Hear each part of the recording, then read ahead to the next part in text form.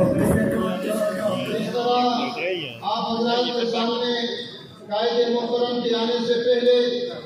جمعیت علماء اسلام میں شامل ہونے والے شہزادہ گستاخ خان صاحب مخاطب تھے، اور اس سے پہلے حاجی حبیب الرحمان تنوری صاحب مخاطب تھے،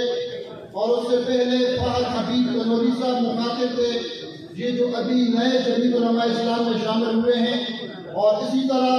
عتیق الرحمان خان جہانگیری صاحب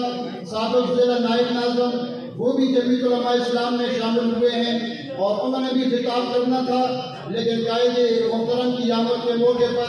اب باقی خطابات کا سلسلہ ہم نے موخر کیا ہے۔ لیکن بہت سارے احباب کے نام ایسے تھے کہ شہزادہ گستاخ خان صاحب نے یہاں پہ ذکر کیا کہ جو آج جمعیت علماء اسلام کے اندر قائد محترم کے سامنے وہ باقاعدہ جماعت کے اندر جن کی شمولیت کا ہم اعلان کر رہے ہیں، جن میں فاروق مغل صاحب سابق ناظم یونین کونسل، اسی طرح منیر تنوری صاحب، اسی طرح آصف فدا تنوری صاحب، ولی محمد صاحب، اعجاز اختر خان صاحب، جہانگیر نسیم خان صاحب، امتیاز خان صاحب، آصف خان صاحب،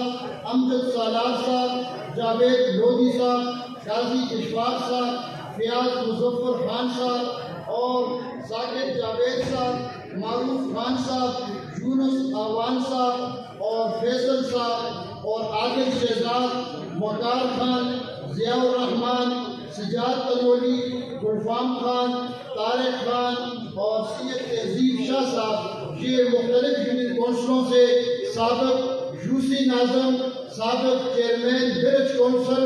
اپنے سینکڑوں ساتھیوں اور اپنے خاندانوں کے ساتھ آج جمعیت علماء اسلام نے شمولیت کا اعلان کیا ہے۔ انہوں نے الحمدللہ وقت کی قلت کے پیش نظر ہم ان کو قائد محترم کے سامنے